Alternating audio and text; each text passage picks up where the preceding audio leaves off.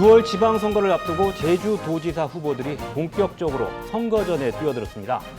경쟁도 치열해지고 있는데요. 선택 2022 한 표 한 표가 미래다. 제주 MBC와 제주일보, 제주 CBS, 제주의 소리 등 제주 지역 언론 4사가 공동으로 기획했습니다. 오늘은 두 번째 시간으로요. 무소속 박찬식 후보 모셨는데요. 박찬식 제주도지사 후보에게 듣는다. 지금부터 시작하겠습니다. 오늘 만나볼 도지사 후보는 무소속 박찬식 후보입니다. 박찬식 후보님 안녕하세요. 네, 안녕하세요. 오늘 이 자리에는 후보와 함께 이야기 나눠주실 분들도 나와 계십니다. 이번 언론 4사의 공동 기획에 도내 학계와 시민사회단체 등에서 각계 인사 9분이 선거 보도 자문단으로 참여하셨는데요. 그중에 3분이 패널로 이 자리에 나와주셨습니다. 한 분씩 소개해드리겠습니다. 제주민예총 김동현 이사장 나오셨습니다. 네, 안녕하십니까. 제주대학교 건축학부의 김태일 교수 나오셨습니다. 네, 김태일입니다. 반갑습니다. 제주대학교 의과대학 박형근 교수 나오셨습니다. 네, 안녕하세요. 네, 지금부터 후보에 대해 알아보는 시간 가져보겠습니다. 정치 신인이시죠. 박찬식 후보에 대해서 궁금해하시는 분들 많으실 텐데요. 저희가 박찬식 후보에게 본인을 소개할 키워드를 미리 부탁드렸습니다. 자, 어떤 키워드를 선택하셨는지 후보님 소개해 주시죠. 예, 제가 선택한 키워드는 나무입니다. 나무를 싫어하는 사람은 없겠죠. 다 나무 좋아하는데 저도 매우 나무를 좋아합니다. 한때는 대학 시절에 상록수와 같은 오진 시련을 견뎌내는 그런 나무의 이미지를 좋아하기도 했었고, 요즘은 곶자월에 있는 나무들을 보는 걸 참 좋아합니다. 그 뿌리 내릴 때도 없는 그 거친 땅에 옆으로 돌에 기대고 서로 뿌리에 기대서 이렇게 살아나고 있는 그런 나무들을 보게 되는데요. 어쨌든 공통적인 것은 저는 나무가 가지는 치유와 생명력이라고 생각을 합니다. 지금 우리 도민들에게는 오랫동안 개발과 갈등에 지쳐 있고 또 치유를 필요로 하고 또 제주에 뿌리 내린 진정한 제주의 미래를 열어갈 새로운 또 생명력을 필요로 하고 있다라고 생각합니다. 그런 치유와 생명력을 제가 도민들께 같이 나누고 싶습니다. 예, 그런 의미에서 나무를 선택했습니다. 네, 후보 본인이 선택한 키워드를 통해서 후보의 생각 들어봤습니다. 자, 그러면 이제 본격적으로 제주 현안에 대한 이야기 나눠보겠습니다. 패널들께서는 제주 현안과 박찬식 후보의 공약과 관련해서 분야별로 핵심적인 질문을 준비하셨는데요. 패널의 질문과 후보의 답변, 재질문과 재답변 형식으로 진행하겠습니다. 질문을 듣고 박찬식 후보님께서는 자신의 공약과 의견을 말씀해 주시면 되고요. 먼저 김동현 이사장 질문 들어보겠습니다. 네, 질문 드리겠습니다. 박찬식 후보의 슬로건이 더 늦기 전에 제주답게입니다. 가장 대표적인 게 제2공항에 대한 입장인 것 같고요. 결국 가장 도지사 예비 후보들 가운데서 제2공항 반대 입장을 분명히 밝히고 있습니다. 여러 가지 방법론에 대해서는 이견이 있을 수 있습니다만, 다만 좀 우려되는 것은 제2공항이 추진돼야 된다라고 하는 입장을 갖고 있는 원희룡 전 도지사가 이제 국토부 장관 내정이 돼 있고요. 윤석열 당선자도 거듭 제2공항이 조속하게 추진돼야 된다라고 입장을 밝히고 있거든요. 만약 당선된다고 하더라도 현 정부와 그리고 국토부 장관 내정자와의 정책 조정이 쉽지 않을 것 같은데, 혹시 이에 대한 대책이 있으신지요? 무엇보다 이제 제2공항은 그 제주도와 제주도민을 위해서 추진된 것입니다. 애초부터. 그러니까 물론 이제 관광객들의 어떤 그 이용 편의도 있겠죠. 그렇지만 예를 들어 강정 해군 기지 같은 경우는 국가 안보 차원에서 국가적인 목적이 더 우선이라고 할 수 있는데 제2공항은 그런 건 아니거든요. 그렇기 때문에 이것은 처음부터 국토부도 아니면 제주도에서도 그 제주도민의 수건 사업이다. 이런 식으로 이야기를 해왔던 거고, 그래서 무엇보다 도민의 뜻이 가장 중요합니다. 그런 의미에서 어쨌든 지금 이미 도민 여론조사 결과도 나와 있고, 도민들의 뜻에 따르는 것이 가장 이제 현명한 선택이라고 생각을 하기 때문에 그 부분과 관련해서 충분히 이야기할 수 있다라고 봅니다. 아까 말씀하신 도민의 뜻이라고 말씀하셨는데, 여론조사라고 하는 것이 주민투표라고 하는 강제적 방법을 도입하지 못했기 때문에 사실상 이제 한 발 후퇴된 합의였잖아요. 그런데 이제 국토부 장관 내정된 원희룡 전 도지사가 실질적으로 주민투표를 실시할 수 있는 권한을 가지고 있지 않겠습니까? 만약에 당선된다면 원희룡 국토부 내정자에게 이와 관련해서 주민투표를 요구할 생각은 있으신지요? 필요하다면? 그 사실은 지난번 그 도민 의견 수렴 방법으로 주민투표도 얘기했고 또 이제 그 공론조사도 얘기했고 여론조사 여러 가지 방법들이 얘기됐는데 사실은 국토부가 주민투표는 절대로 안 된다. 그렇게 해서 이제 여론조사로 가게 됐던 거거든요.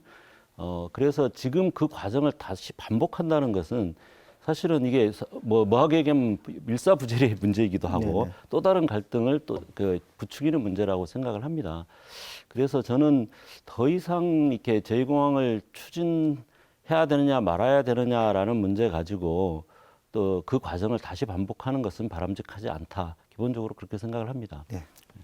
예, 이 문제와 관련해서 다른 패널 분들 추가 질문이나 의견 없으신가요? 제가 제2공항은 단순한 공항의 문제는 아닌 것 같고요. 조금 전에 말씀하신 맥락에서 본다 그러면 어떤 관점에서 바라보는가의 문제인 것 같습니다. 그러니까 박 후보께서는 도민을 위한 공항, 도민의 생활에 기반이 되는 공항으로 바라보시는 반면에 중앙부처에서는 아무래도 우리 관광 수용의 어떤 그 확대 또 어떻게 보면 좀 개발에 포커스를 둔 면도 있는 것 같고요. 그런 측면에서 제2공항을 어떤 관점에서 우리가 좀 들여다보는가에 따라 상당히 또 의견이 달라질 것 같습니다. 그런 부분에 대한 환경 수용 능력이랄까요? 뭐 그런 관점에서 어떤 식으로 좀 해결책을 찾고 계신지라는 걸 좀 여쭤보고 싶고요. 또 하나는 여기 공약 중에 재밌는 게 그냥 제2공항이라는 명칭 대신 이제 그 4.3 평화국제공항이라는 명칭을 붙여졌는데 어떻게 보면 좀 이게 생뚱맞은 느낌도 드는데 거기에 대한 어떤 배경이랄까 이유도 좀 설명같이 들었으면 좋겠습니다. 예, 먼저 사실은 이제 그 제2공항은 아까 말씀하셨듯이 이게 단순히 그냥 일반 그 관광시설과 같은 하나의 고립된 시설의 문제가 아니라 이것은 더 많은 관광객을 수용하기 위한 받아들이기 위한 시설이고 또 거기에 따라서 연쇄적으로 예를 들어 도로도 늘려야 되고 그 다음에 이제 관련된 휴양시설이라든가 갖가지 시설도 늘려야 되는 이런 문제, 그러니까 파급 효과가 굉장히 큰 문제다 이렇게 말씀드릴 수 있을 것 같고요. 그래서 이것은 제주의 어떤 백년 대계의 문제로서 바라봐야 된다. 공항 한번 지어지면 뭐 몇십 년 안에 해체되거나 그럴 수는 없는 거 아니겠습니까? 그런데 저희들도 애초부터도 과연 제주도가 어느 정도의 관광객을 받아들이는 것이 적정하냐라고 하는 이 부분의 얘기가 먼저 되고 그런 다음에 얼마 정도의 그런 확충이 필요하냐 또 거기에 따라서 그 확충의 적절한 방법은 뭐냐 이렇게 논의가 되는 게 바람직한 것이었습니다. 그리고 그걸 저희들 계속 요구를 했었고요. 그런데 그 앞부분을 계속 이제 단순 수요 예측으로 대체를 해버렸거든요. 그러면 그게 제주도에 바람직하지 않은지 이런 게 전혀 없는 겁니다.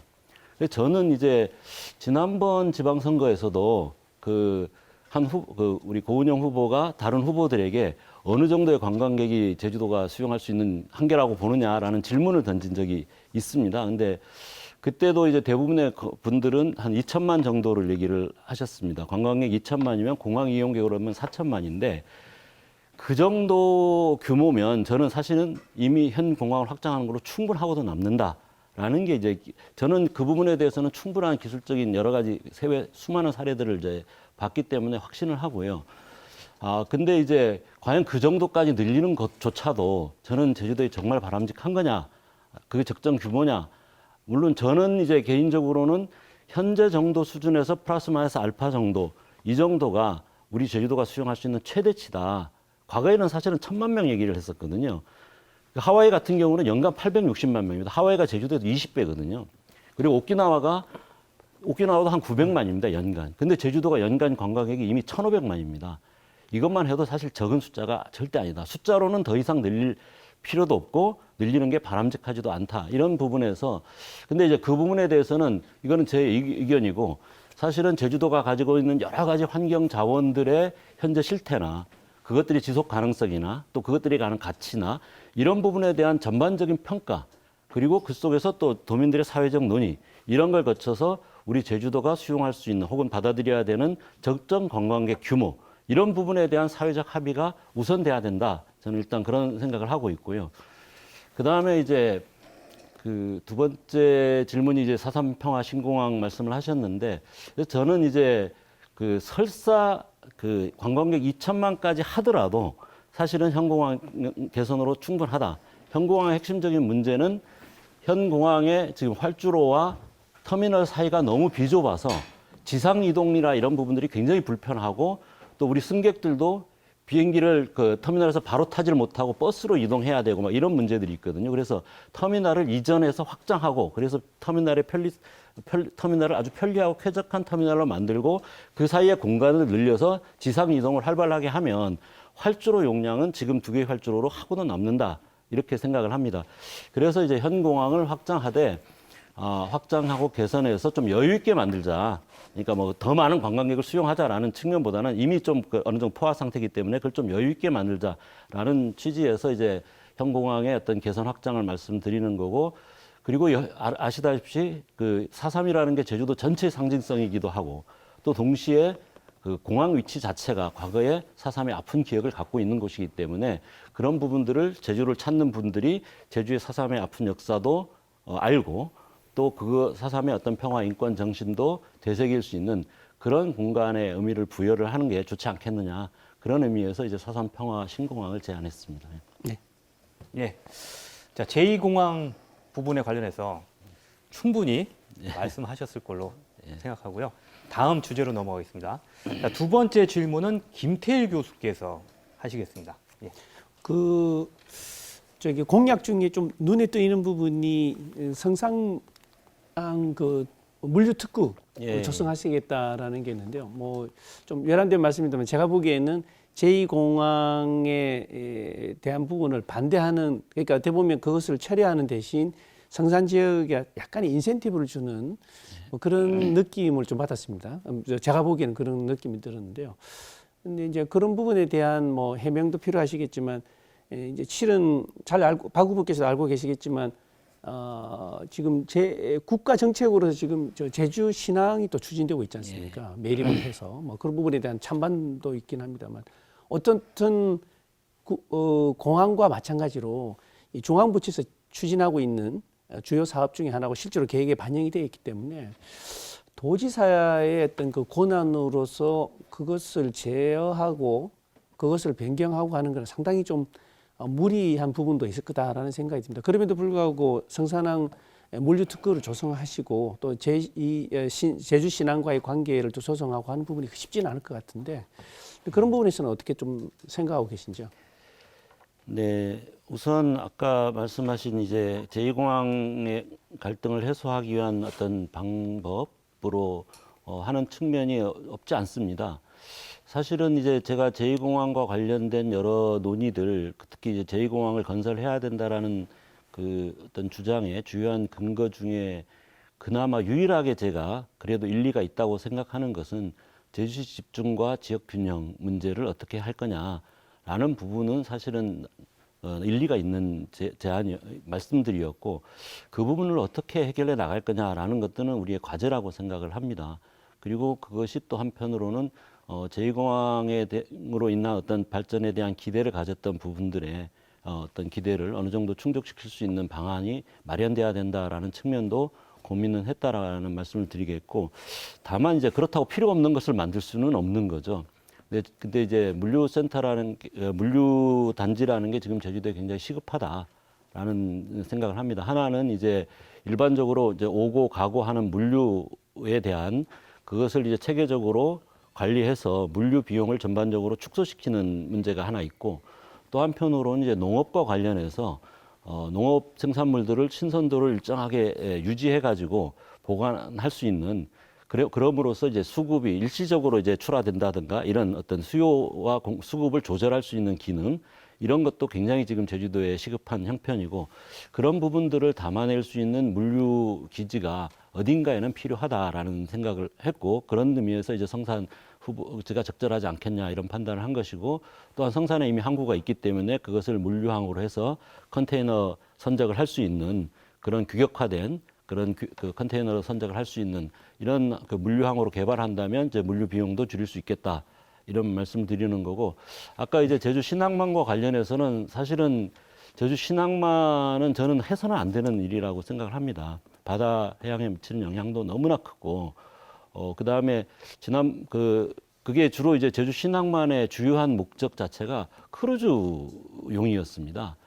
근데 이제 지금 크루즈 산업 자체가 세계적으로도 지금 코로나 이후에 사실 다시 복구하기가 예전으로 돌아가기도 좀 어려운 상황이 아니냐, 사용화되고 있는 거 아니냐라는 얘기들이 있고, 이미 제주도에는 크루즈항이 있고요. 현재 제주항에도 있고, 또 서귀포 해군기지에도 또 크루즈항이 마련돼 있지 않습니까? 크루즈항을 추가로 만들 필요는 없다. 그런 의미에서 이 제주 신항만 계획이 물론 국가 그 항만 기본 계획에 들어가 있긴 하지만 이 개별 사업으로 기본 계획이 통과됐거나 이런 사업은 아닙니다. 그래서 아직 이거는 충분한 검토의 여지가 있는 것이고, 이런 상황 변화들을 감안해서 도민의 의견을 모아낸다면 충분히 이제 신항만 계획을 폐기하고 그것을 이제 성산 물류항을 쪽으로 옮기는 것은 충분히 가능할 거라고 저는 생각을 합니다.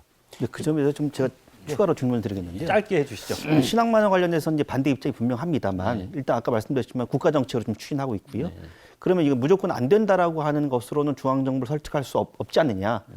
중앙정부를 설득할 수 있는 또 다른 대안, 이 정책적 대안이 좀 필요하지 않겠느냐라고 하는 지적도 있을 텐데 그 부분에 대해서 혹시 생각하신 보관이 있으십니까? 예, 간략하게 답변해 신항만과 주십시오. 관련해서요. 네. 그러니까 사실은 신항만과 관련해서는 저는 이제 그 크루즈 수요 예측 자체에 중대한 변화, 그러니까 사정 변경이 생겼다라는 게 분명히 있고요.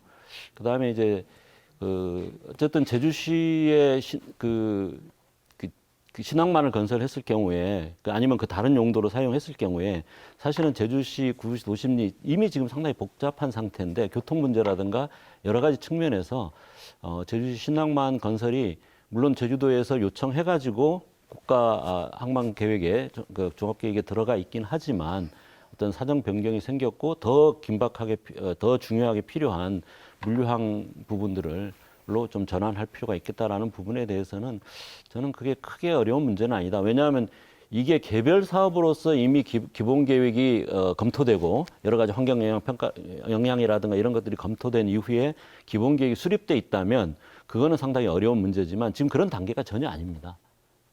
큰 알겠습니다. 방향성만 잡은 단계죠.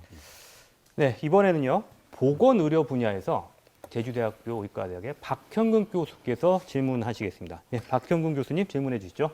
네, 최근 현안 몇 가지 중심으로 이제 질문을 드려보겠습니다. 첫 번째는 코로나로부터의 일상 회복 관련된 문제인데요. 지난 2, 3월 동안의 대유행이 이제 지나고 확진자가 빠르게 줄어들고 있고, 그리고 우리 사회가 단계적 일상 회복으로 하나씩 준비해 나가고 있는 상황입니다. 우리 박 후보님께서 도지사로 당선이 되시면 7월 1일부터 이제 도정을 책임지고 운영을 하시게 될 텐데, 그때 그 시점이면은 그 단계적 일상 회복을 위한 도의 정책이 굉장히 이제 중요해질 거라고 생각을 합니다. 그동안 사회적 거리두기나 강력한 방역 조치 때문에 많은 고통을 받으셨던 분들에 대해서 살펴야 될 문제도 있을 것 같고, 그 다음에 그 단계적 일상 회복을 위한 일정한 방역 조치의 이제 관리 문제라든지 있을 수 있는 신종 감염병에 대비하기 위한 여러 가지 조치들이 이제 있을 것 같습니다. 이와 관련해서 우리 박 후보님께서 어떤 생각과 정책을 갖고 계신지 말씀 좀 부탁드리겠습니다. 아무래도 단계 일상 회복 문제는 이미 이제 많이 진행되고 있고, 또 이게 아무래도 이게 지역 차원에서 결정이 아니라 전국적인 차원에서 결정하는 문제이기 때문에 그런 전국적으로도 아마 이제 과거처럼 초기처럼 코로나를 아주 이제 위험 질병으로 보고 이렇게 했던 부분은 조금 이번에 우리가 이제 오미크론을 겪으면서 저도 이제 한 일주일 동안 코로나 걸려서 이제 좀 잠시 쉬고 나왔습니다만은 이제는 좀 중환자 관리라든가 중환자의 치료라든가 이런 부분에 좀 중점을 두고 일상은 회복하는 방향으로 가는 게 기본적으로는 맞다고 생각이 들고요. 다행히 지난번 메르스 사태를 겪고 나서 사실 우리 지역에서도 어느 정도 그 관련된 그 기구라든가 사람 그 인적 자원이라든가 그다음에 어떤 대응 체제라든가 그런 데 대한 훈련이라든가 이런 게 어느 정도 좀 그 진행돼서 이번 코로나 사태 때 그나마 그 저는 뭐 나쁜 점수를 줄 정도는 아니었다라고 기본적으로는 생각을 합니다. 근데 이제 이번 경험을 바탕으로 해서 조금 더 그 부분들을 좀 더 이제 그 인원도 조금 확충해야 될 것 같고 우리 그 역학조사라든가 감염병 치료라든가 이런 부분에 대한 인원도 좀 확충해야 될 것 같고 네, 정리해 주시죠. 예, 무엇보다 중요한 것은 사실은 그 이 코로나 자체도 중요하지만 코로나로 인해서 예를 들어 돌봄에서 이제 공백이 많이 생긴다든가 그다음에 이제 일상적 치료에 대한 부분이라든가 그래서 좀 저는 지역사회 통합 돌봄과 의료 이런 부분들이 결합된 새로운 좀 그 시스템들을 지역에서 만들어 나가는 게 중요하지 않을까라는 생각을 합니다. 네, 그 최근에 다시 그 영리법인병원 문제가 이제 부각하고 있는데요. 그동안 한 이제 20, 30년 전에 세계 국제무역기구 WTO 체제 출범과 맞물려서 앞으로 이제 자본, 사람, 물자의 국경 간 이동이 자유화가 될 텐데 우리가 좀 먼저 선도적으로 적극적으로 영리법인병원을 도입할 필요가 있다라는 주장이 이제 제기가 됐었고 그 가장 최적지로 이제 제주도가 선정이 돼서 지금 이제 녹지국제병원이라고 하는 이제 건물이 번듯하게 들어서 있는데 실제 이제 운영과 관련돼서 여러 가지 지금 이슈와 현안이 있습니다. 두 가지를 좀 여쭤보고 싶습니다. 영리법인병원 문제에 대한 후보자님의 생각과 의견이 어떠신지랑요. 두 번째는 지금 녹지국제병원의 이제 후속 처리와 관련돼서 어떤 생각을 갖고 계신지 좀 질문을 던져 보겠습니다.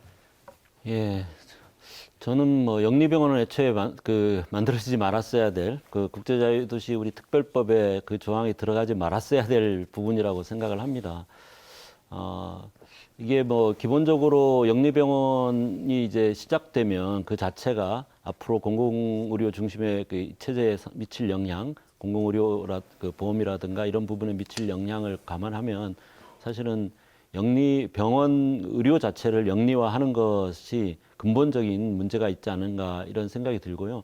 더구나 우리가 이번에 코로나 사태를 겪으면서 정말 공공의료 체제가 얼마나 중요한가라는 거를 더 이제 실감할 수 있지 않았나라는 생각이 들고 그나마 우리나라가 이제 보편적 의료보험 체제라든가 이런 부분 때문에 어느 정도 이제 그런 부분들이 커버되지 않았나 생각을 하고 다만 이제 공공의료 부분을 확대하는 방향으로 가야 된다라는 부분에 대해서는 이미 공감대가 많이 마련돼 있지 않나라는 생각이 듭니다. 그래서 일단은 앞으로 이 영리병원의 그 출연 근거가 됐던 조항 자체를 폐기하는 특별법 개정, 제주도 특별법 개정이 이루어져야 된다고 보고요. 그다음에 지난번 어쨌든 좀 좀 약간 꼼수로 그 외국인에 대해서 외국인 진료로 한정하면서 이제 영리병원을 허용하는 그런 꼼수를 부렸는데 그 과정 자체도 또 이제 그렇게 그 절차가 제대로 매끄럽지 되지 않음으로써 이번에 이제 사법적 판단에서 이제 지게 되는 그런 사태가 벌어졌는데 그 부분들을 그 치유하기 위해서는 일단 법 개정이 우선 시급한 문제다라고 생각이 들고요. 어쨌든 지금 그 녹지병원 부지는 저는 가능하면 건강보험공단이나 이런 데서 좀 그 제주도가 적극적으로 협의해서 인수해서 공공병원으로 전환하는 방향으로 가야 되지 않을까 이렇게 보고 있습니다. 네, 그다음에 이제 의료 관련돼서 이제 마지막 질문 하나 좀 질문을 드리겠습니다. 그 지금 이제 제주도뿐만이 아니라 우리나라 전반적으로 이제 국가 균형 발전이라고 하는 게 이제 관심들이 많으신데요. 특히 이제 제주도 지사로 이제 출마를 하시고 여러 고민이 있으실 텐데 국가 균형 발전의 중요한 부분이 저는 의료라고 생각을 합니다. 그래서 노후까지 믿고 살 수 있는 좋은 의료 시스템을 지방이 가져야 된다고 생각하는데 이와 관련돼서 후보님의 의견과 정책이 있다면 좀 말씀 부탁드리겠습니다. 예, 그 크게 보면은 이제 그 좀 고급 그러니까 상급 병원 이 부분 문제가 하나 있을 거고 근데 우리가 제주도가 인구가 아무래도 제한돼 있고 지리적으로 이제 그 막혀 있다 보니까 사실은 이제 그 병원을 대규모화 해가지고 또 고급화하는 이런 부분에서 사실 어느 정도 한계가 수요만으로는 한계가 있어서 공공 지원이 필요한 부분이 있다라고 생각이 들고요. 그런 이제 제주 그 종합병원의 어떤 질을 높이는 의료진을 확보하고 질을 높이는 부분에 대해서는 도정에 좀 지원이 필요한 부분이라고 생각이 들고 아까 말씀하셨듯이 이제 그 균형 차원에서 사실은 제주도 내의 균형 문제가 또 심각합니다. 제가 이제 다니면서 얘기를 들어보면 특히 동서 지역이나 이런 부분에서 당장 투석 치료를 할 수 있는 병원이 없어서 제주시까지 왔다 갔다 해야 되는 이 불편을 호소하시는 분들이 굉장히 많거든요. 그래서 그런 부분들을 어떻게 해소할 것인가라는 게 또 중요한 문제 중에 하나다라고 생각이 들고 최근에 그 대정에서 민관 협력 의원을 이제 그 개설하는 게 추진되고 있지 않습니까? 그래서 이제 관에서 부지라든가 시설이라든가 이런 부분들을 해주고 그 대신 운영은 이제 민간 병원과 민간 의료 그 의사와 계약해가지고 이제 그 어떤 그 진행하는 이런 방식이 이번에 이제 대전에서 시도되고 있는데 그게 좀 저는 굉장히 그 고무적인 현상이라고 보고요. 그런 부분들이 좀 이게 지금 현재 좀 빠져 있는 부분들에 확장하는 것이 좀 필요하지 않을까 이런 생각이 들고 그다음에 또 하나는 아까 말씀드렸지만 그 지역사회 통합 돌봄과 연결된 마을 주치 개념 이런 것들이 도입돼서 그 지역사회 안에서 최대한 사전적인 건강 관리라든가 그다음에 이제 그 좀 뭐라고 할까 경증 부분에 대한 대처 이런 부분들이 그 지역 돌봄과 같이 결합해 가지고 이루어질 수 있다면 우리 제주도민들의 어떤 건강 향상이라든가 이런 부분에 큰 도움이 되지 않을까 이렇게 보고 있습니다. 예, 토론의 열기가 뜨거워지고 있는데요. 잠시 쉬어가는 코너 마련했습니다.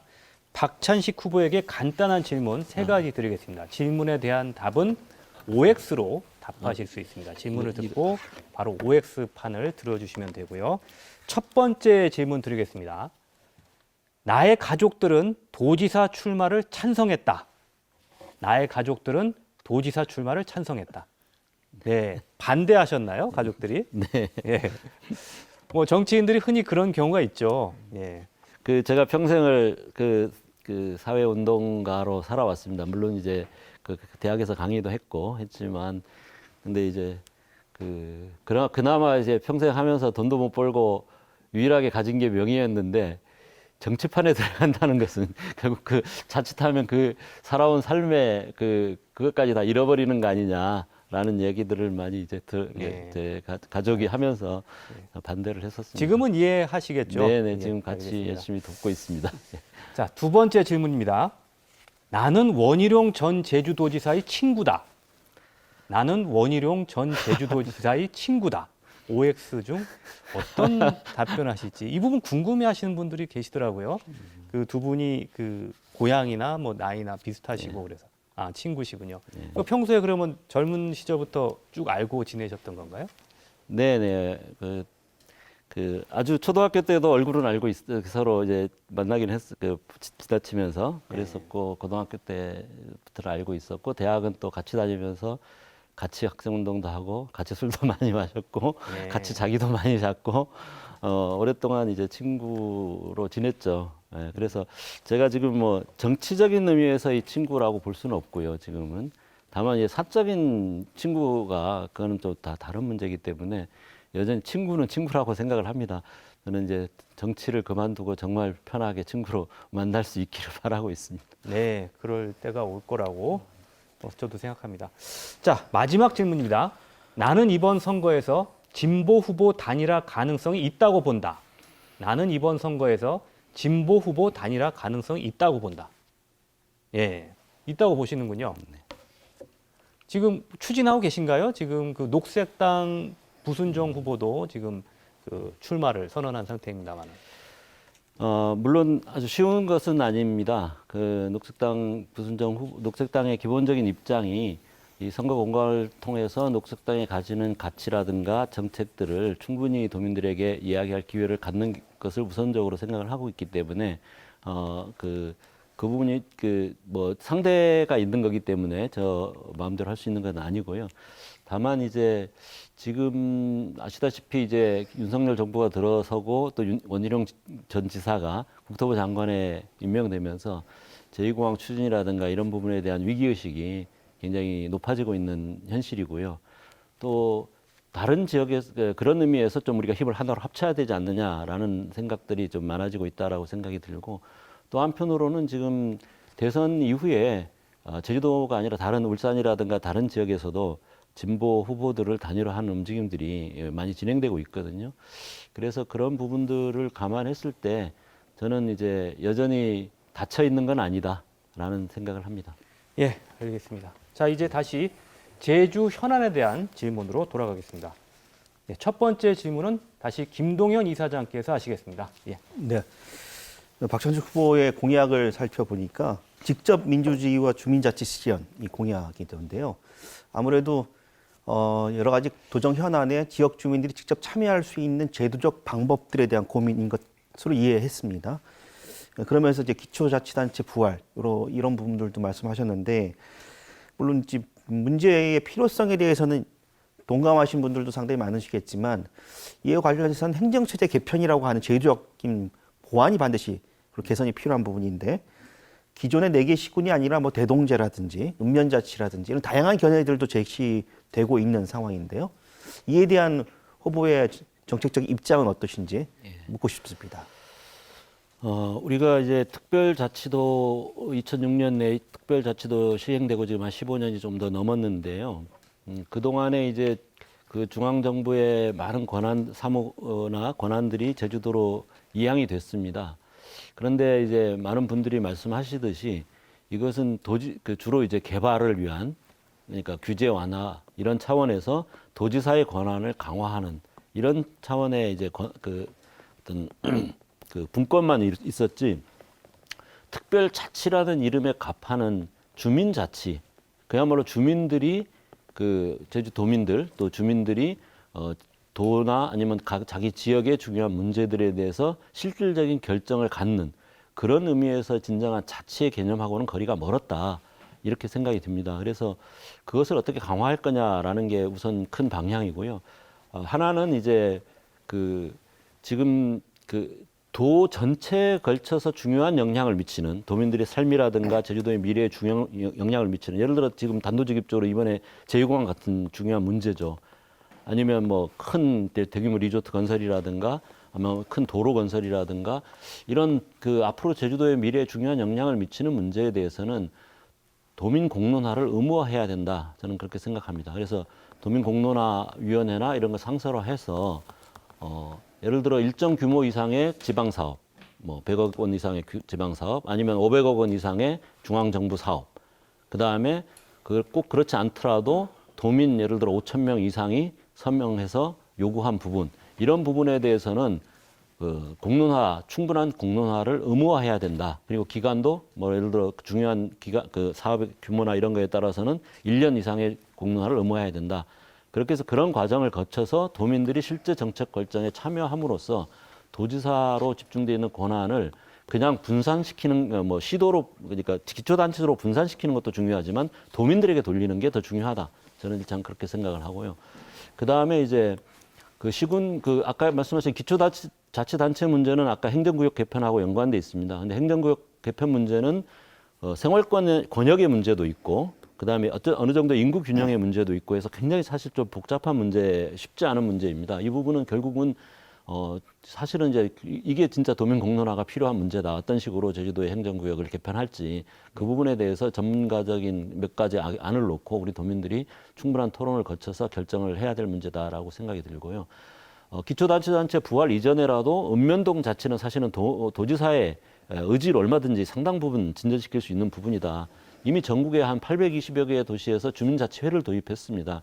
주민자치회는 그 해당 읍면동의 예산 문제라든가 주요 이제 발전 계획 문제라든가 이런 부분들을 그 지역의 주민자치위원들이 충분히 검토하고 지금처럼 그냥 주민 참여 예산만 이렇게 하는 이런 게 아니라 전체를 해야 되고요.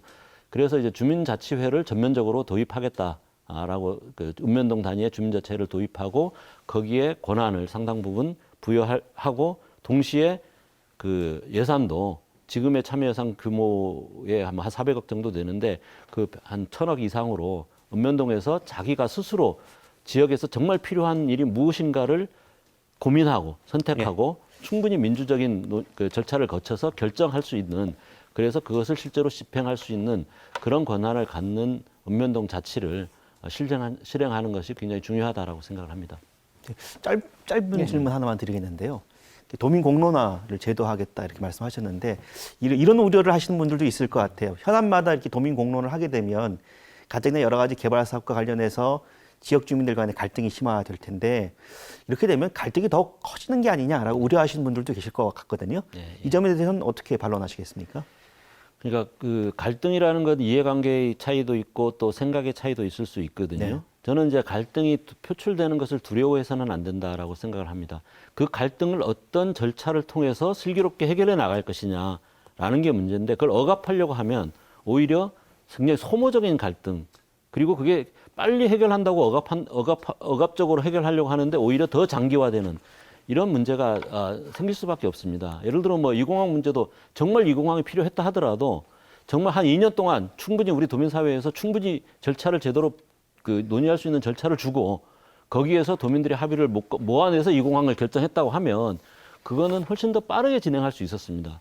그런데 이미 시간 지금 6년 동안 그 논쟁만 했죠. 왜냐하면 억지로 하려고 하고 그걸 막으려고 하고 이런 식으로 이제 갈등이 진행되기 때문에 갈등이 해소가 되지 않는 것입니다.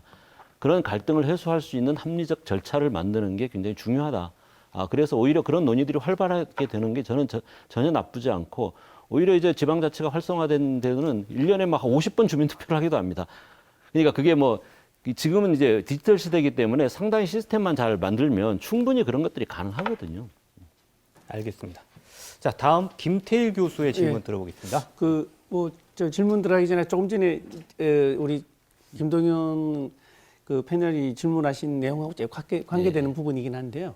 이제 그 시스템을 잘만 정착하면 괜찮다고 말씀하시면 실은 읍면동 단위로 해서 만들어지는 주민자치위원회의 어떤 역할 저는 공감하는 부분이 있다고 생각이 듭니다. 이제 민주적인 절차 의사의 결정은 근데 문제는 이제 제2공항 같이 큰 결정은 뭐 우리 도민 차원에서 하면 되지만 지역 단위에서 하는 부분에서의 이제 그 위원회 구성의 전문성 또 결정의 어떤 공정성 이런 부분에서 상당히 잘못하면 이제 갈등의 구조도 막을 수 있는 부분이 있지 않은가라는 우려의 하나 질문이라고 좀 생각이 들고요. 또 하나는 이게 주민 공람이라든지 제도권에 이제 그런 제도가 없는 것이 아니라 운영의 시스템의 좀 이게 불합리성이랄까요?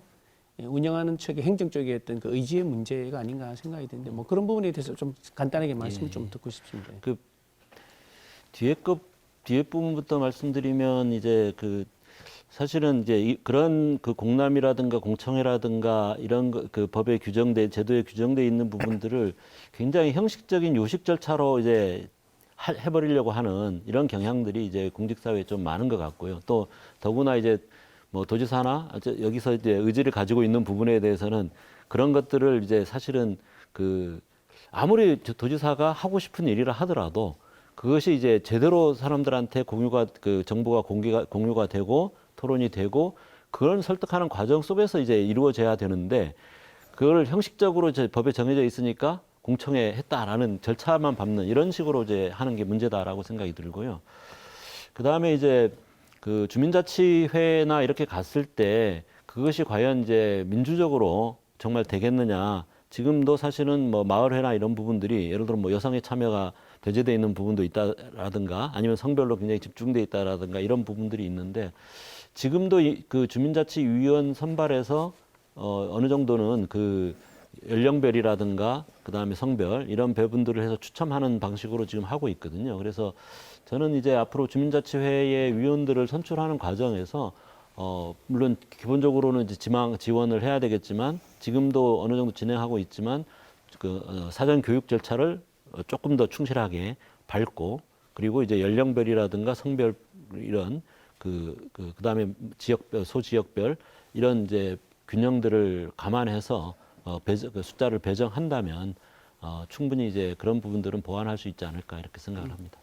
그 질문의 이제 연장선에서 보면 아무래도 박 후보께서 말씀하신 부분은 지역 밀착형 개발을 좀 민주적으로 하자는 논리에서 좀 이해하면 될 것 같습니다. 근데 이제 지금 공약을 보면 뭐 해양 환경에 대한 부분 또 우리 친환경 농업에 대한 부분, 예. 또 환경 보전에 대한 의지랄까요, 정책들이 상당히 구체적으로 또 그리고 예. 그 의지의 내용들이 잘 반영이 된 것 같습니다. 근데 이제 이런 관점에서 보면 자연 환경에 대한 보존 정책과 지속 가능성을 유지하겠다는 측면은 잘 읽어드리지만, 근데 이거 위에 우리가 이야기하는 생활 환경, 이제 예. 다시 말씀드렸습니다. 도시라 건축을 기반으로 하는 우리의 생활 환경에 대한 그 정책은 그렇게 막 이렇게 선명하게 보이지 않는 부분이 있는 것 같습니다. 그래서 그런 부분에 대해서는 좀 어떤 구상을 갖고 계신지, 제주도의 지금 도시와 예, 건축이 예. 가지고 있는 여러 가지 뭐 주거 보장부터 시작해서 어떤 문제들이 있다고 생각이 들 건데요.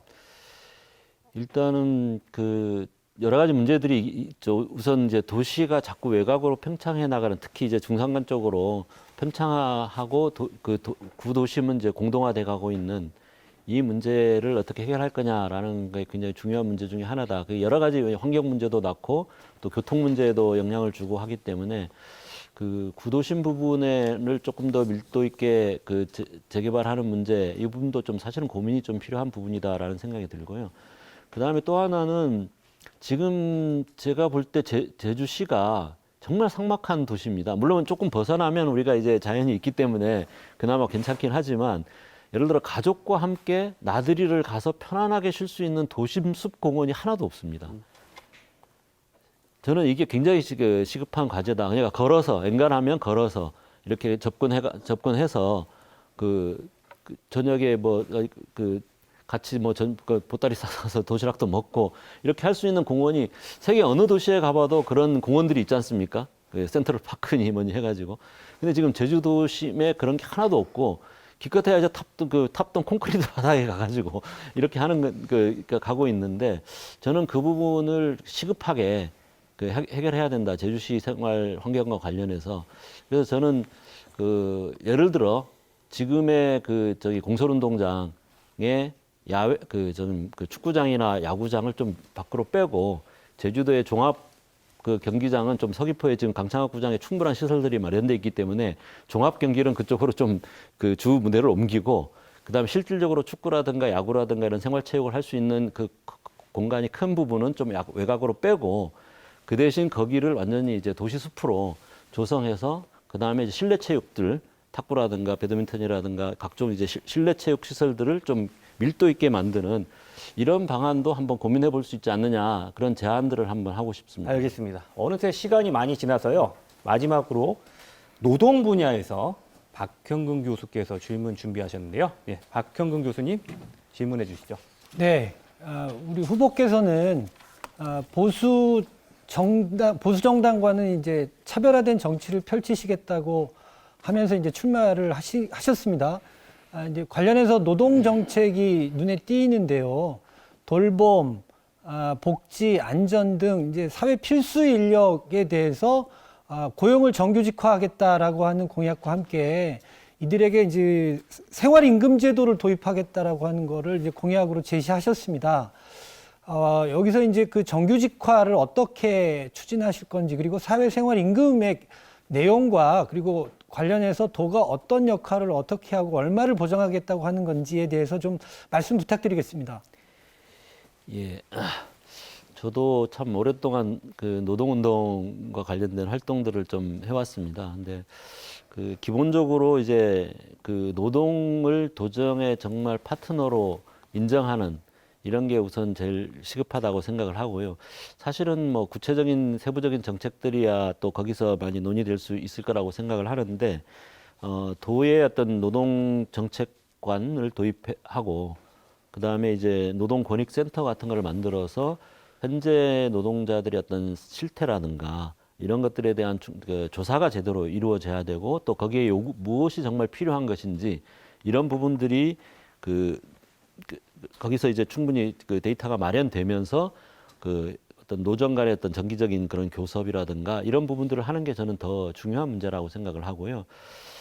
다만 이제 제주도에 굉장히 이제 영세 사업장 규모가 너무 많습니다. 사실은 4인 이하가 거의 10만 명 가까이 되고, 그래서 이제 이런 부분들에 대해서 지금 사대보험이 사대보험 적용률을 보면은 제주도가 전국적으로 굉장히 낮은 편입니다. 고용보험이나 특히 이제 이런 그 산재보험이나 그래서 이런 부분에 대해서는 도가 좀 적극적인 지원이 필요하지 않겠냐라는 생각이 들고요. 그래서 이 그 사회보험의 사각지대를 해소하는 게 우선적으로 좀 저는 중요한 문제다라고 생각을 하고 생활임금 부분은 사실은 조금 점진적인 문제라고 생각합니다. 한꺼번에 할 수 있는 문제는 아니고 일단 공공 부분에서 생활임금을 지금 이제 어느 정도 이게 정착해 나가고 있는데 그다음에 이제 그거를 좀 민간 부분으로 어떻게 확산해 나갈 거냐, 특히 이제 도의 지원을 받는 이런 기업이라든가 이런 부분들을 좀 고민을 해야 될 것 같고요.